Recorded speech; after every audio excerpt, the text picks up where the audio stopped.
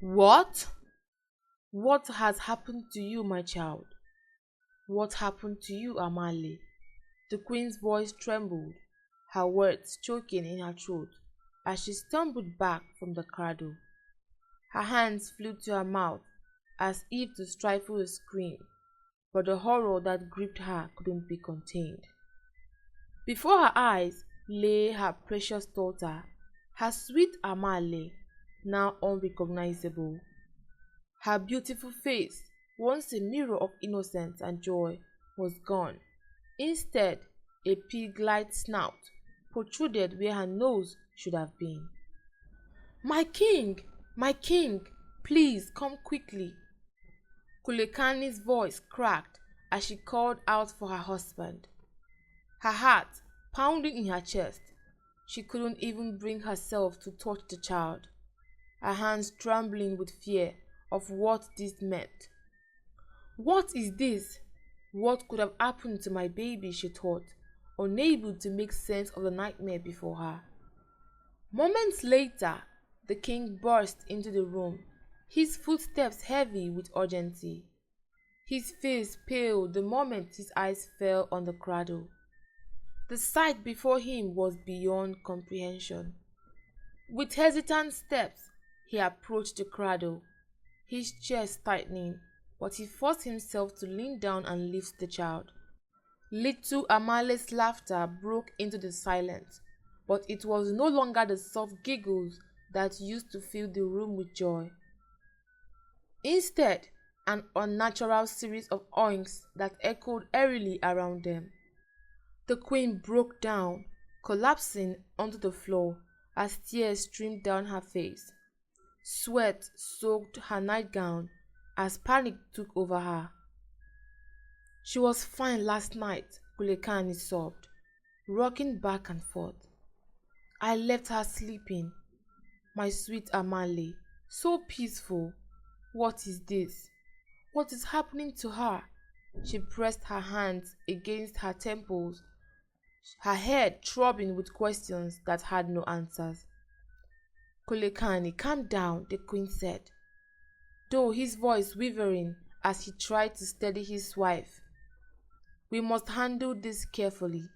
No one must know of this until we find a solution," he paused, his jaw tightening as he looked at the baby in his arms.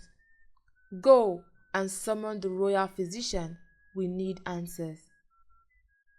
Numbly, Kulekani nodded and rose to her feet.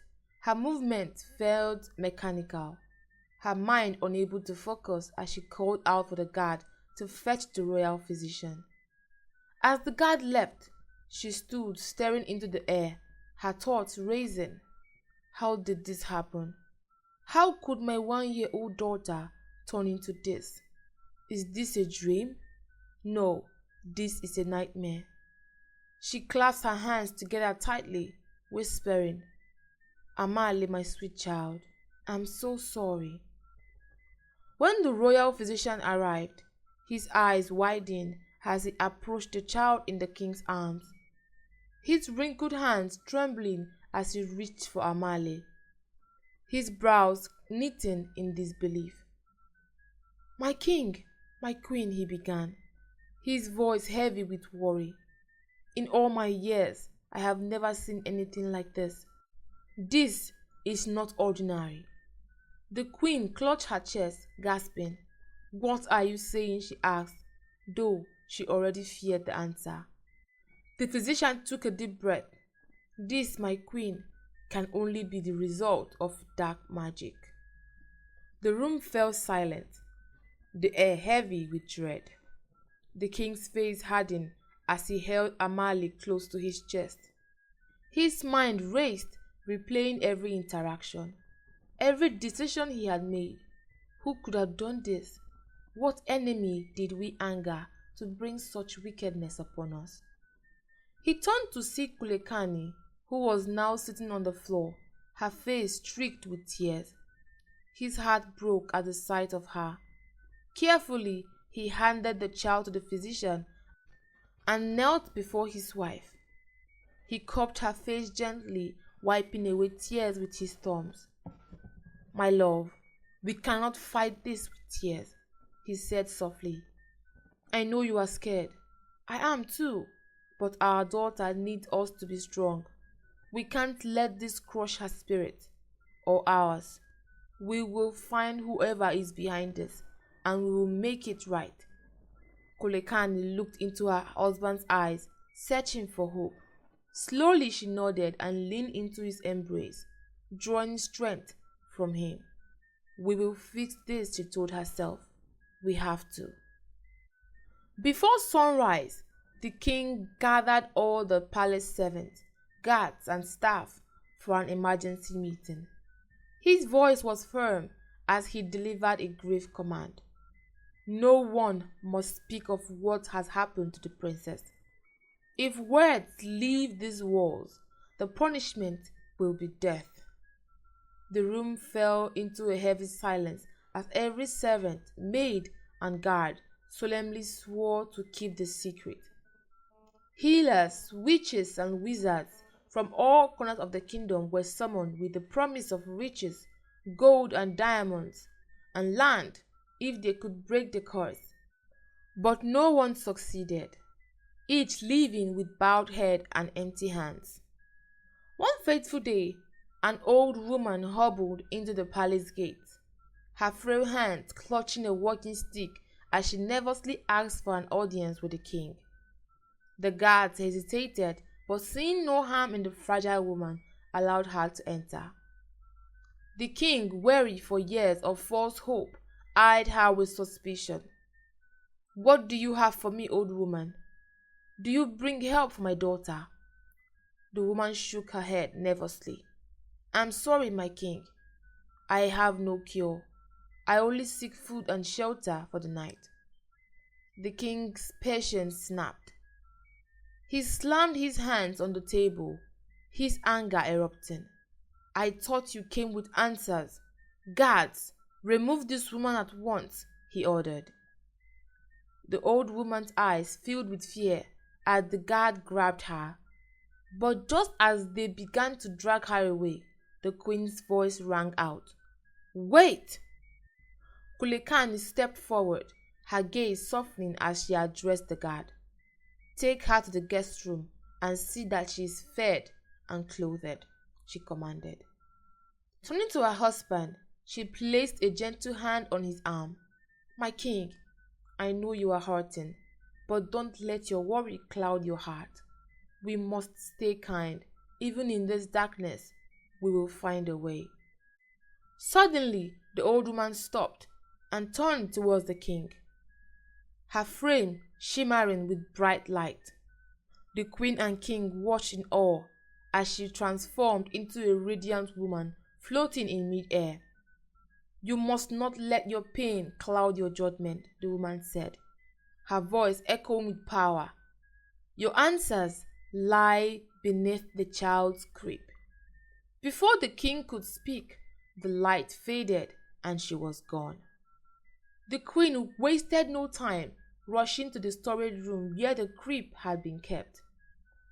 She knelt and searched beneath the blanket, her fingers brushing against something cold. Lifting it, she found a ring. Her brows furrowed as she carried it to the king.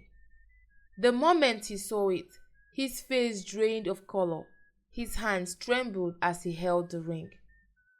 Enyoni, he whispered, his voice barely audible. Who is Enyoni?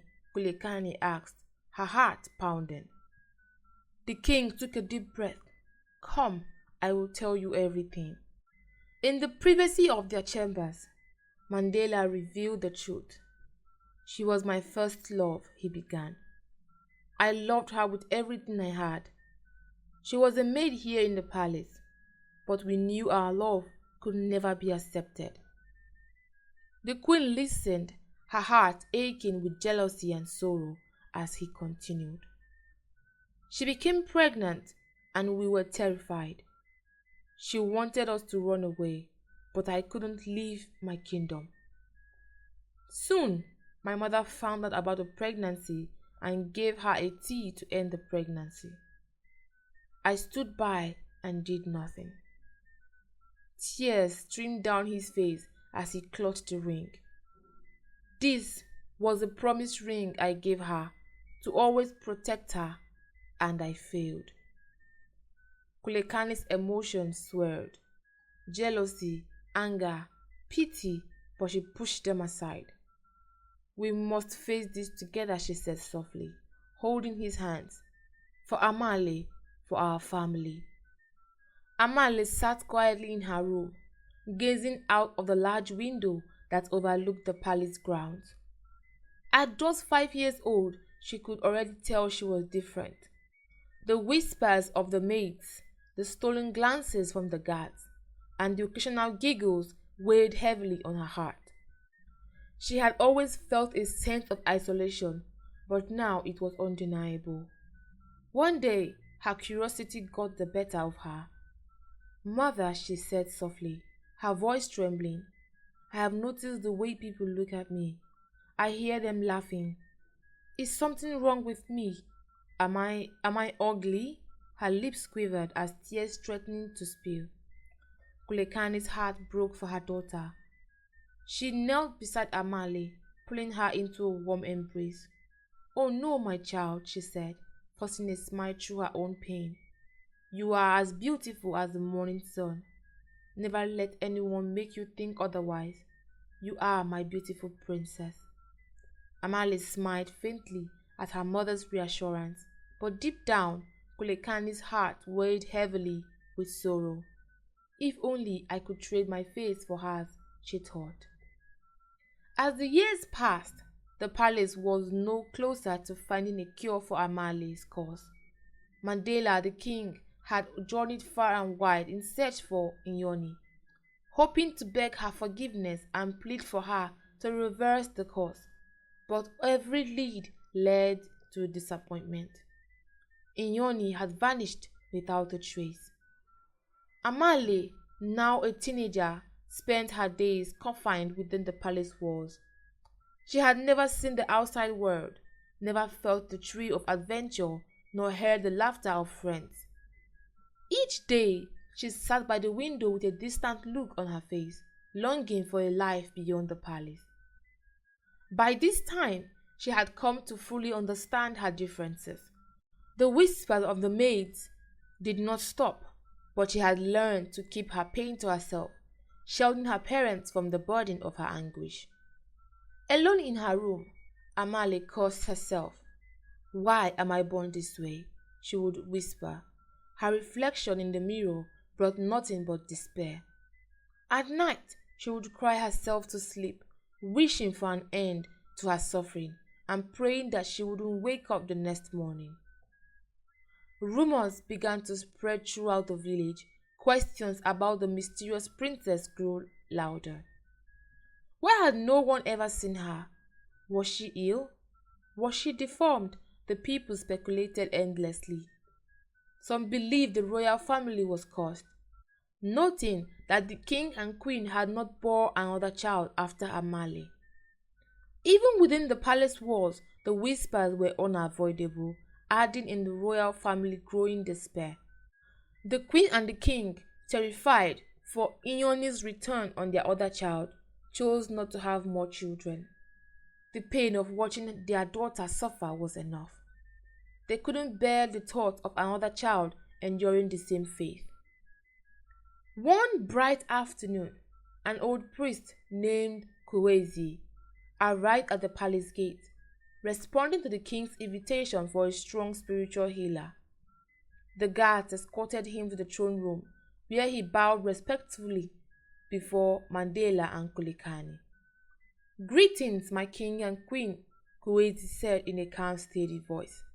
"I have come to offer my assistance, though I must warn you that the truth may be difficult to hear." "Let me see your palm," Kuwezi said to the king. Mandela extended his palm to the priest. Kuwezi studied it closely, his expression growing grim. "It's a pity," he said, finally, his voice heavy with sadness. "Your daughter's suffering is no accident. No priest, no healer, not even the one who cursed her, can undo this. The magic that binds her is the work of Jambulele. The king leaned forward, his voice trembling. Jambulele, who is that, and why would Inyoni do this to my child? Kuwezi sighed deeply. Inyoni's heart was shattered when she left the palace. She felt betrayed by you, so she made it her life goal to hit you where it hurt the most. She waited for the time for you to have your own child so she could strike.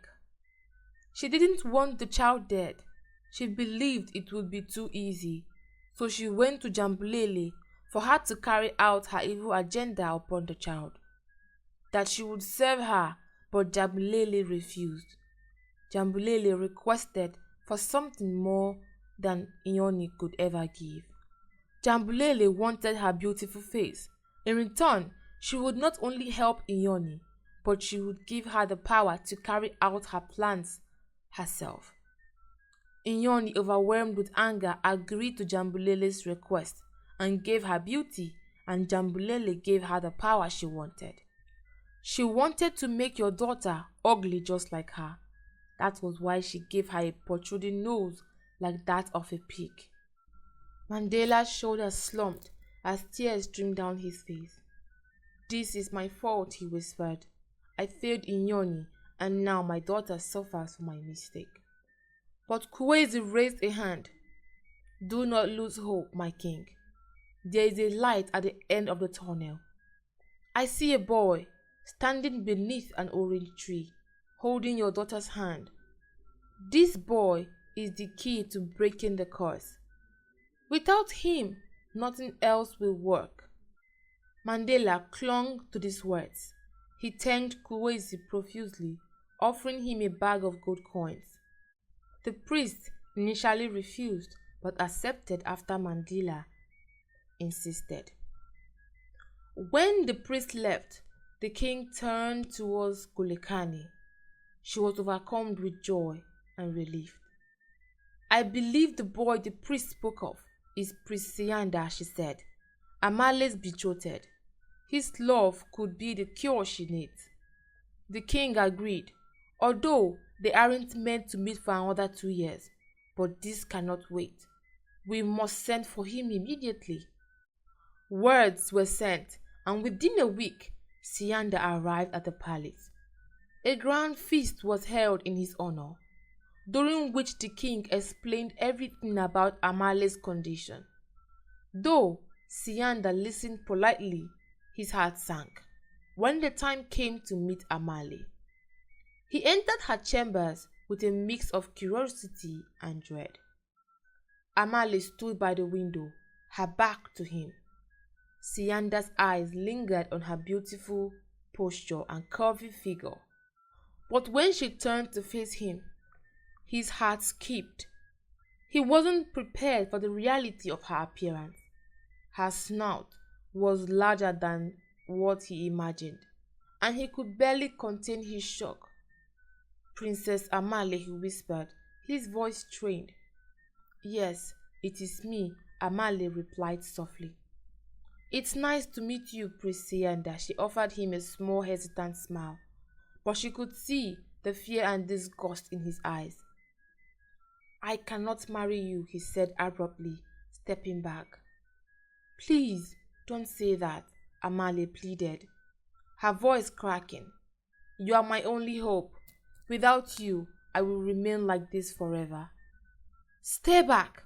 Don't come any closer," Sianda snapped.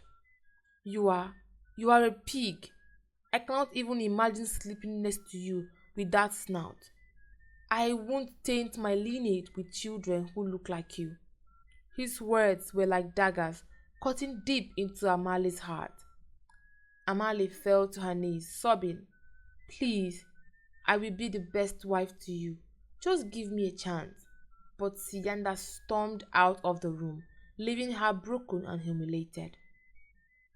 He went straight to the king. "I will not marry her," he declared. "This arrangement is over." The king's fury boiled over. "You will marry her, or you will lose the alliance I have with your kingdom," he thundered. Sianda hesitated, knowing his kingdom relied on the alliance. Reluctantly, he agreed to the marriage, which was hastily arranged that evening. That same evening, Sianda and Amale departed for his kingdom. The tension in the carriage was thick. Amale sat quietly, her hands folded in her lap, while Sianda glared at her from the opposite side.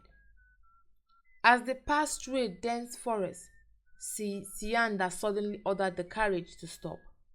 He dragged Amale out and shoved her towards the trees. "This is where you belong," he sneered. "With the animals."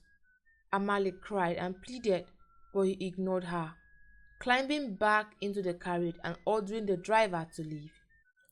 Alone and terrified, Amale cried, her heart pounding as she heard the growls of nearby wolves.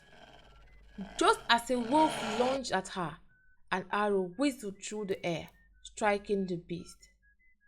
Amale turned to see her savior, a young man with a bow in hand, his face strong and kind. Amale smiled timidly through her fear, her voice soft as she said, "Thank you." The man before her, Nkayezi, nodded in response, his expression a mixture of awe and disbelief. He had seen the event between her and Prince Sianda from afar, but hadn't been close enough to notice her peculiar facial features until now. Her face, especially the snout that replaced her nose, left him unsettled. He wrestled with his emotions, sympathy, curiosity, and a hint of discomfort. "We need to leave," he said, his voice firm but kind. "This place isn't safe, especially at night." He extended his hands to help her up. Amale hesitated before taking his hands, grateful for his help, but nervous about what he thought of her. Together, they walked a short distance to a small hut nestled in the forest. The air was cool, and Nkayezi handed her a blanket after giving her some warm tea to warm her up. "You can use the bed," he said, pointing to the small, simple cot in the corner of the room. "You should rest." Amale nodded quietly, her gratitude evident in her tired smile. She lay on the bed, exhaustion pulling her into sleep. Nkayezi sat in a corner, watching her as she slept. The small smile on her face softened her intimidating appearance, but the snort still made her seem more like a creature from a storybook than a person. He found himself suppressing a laugh, knowing how cruel it would be to let it slip. As he studied her, his thoughts swirled. How did someone like her end up in the middle of the forest? What kind of pain had she endured to reach this point? Eventually, his thoughts faded and sleep claimed him. Nkayezi woke up to the sunlight streaming through the window. He stretched and looked around the room, but Amale was gone. Alarmed, he jumped up and rushed outside, where he found her standing a few feet away, gazing at the birds perching on the trees. The golden morning sunlight bathed her figure, making her appear almost radiant. "I'm sorry," Amale said, turning to face him. "I just wanted to feel what it's like to be outside. To be free." Nkayezi exhaled in relief and smiled. "It's okay," he replied gently, "but you have to be careful. The forest is dangerous." She nodded, grateful for his understanding. Nkayezi went back into the house to prepare breakfast, deciding to bring it out to her since she seemed to enjoy being outdoors. When he handed her the plate, her smile widened. "Thank you," she said sincerely, and the two ate in companionable silence. Amale's thoughts, however, were far from quiet. She thought of her parents, whom she already missed, but she couldn't bring herself to return to the palace. The confinement and whispers of the past haunted her. For the first time, she felt a sense of freedom here in the forest. Maybe I could ask him if I could stay, she thought, glancing at Nkayezi as he sat quietly nearby. Her musings were interrupted when he spoke. I would like to hear your story, he said, his voice kind but curious. Amale hesitated but began to share her tale. She told him everything from her life in the palace, the curse that had changed her appearance, and her rejection by Sianda. Nkayezi listened intently, his expression softening with each word. Don't worry, he said when she finished. The man who will love you for you will definitely come your way. Amale smiled faintly, but couldn't hide the sting in her heart. She had begun to wish Nkayezi could be that man, even though they had just met few moments ago. She doubted he would ever see her that way more than a friend. Are you sure you don't want to go back to your parents? Nkayezi asked gently. No, Amale said firmly. I have spent 19 years locked away in a room. I think my parents are also ashamed of me. I'd rather stay here, if you don't mind. Nkayezi studied her for a moment, weighing his options.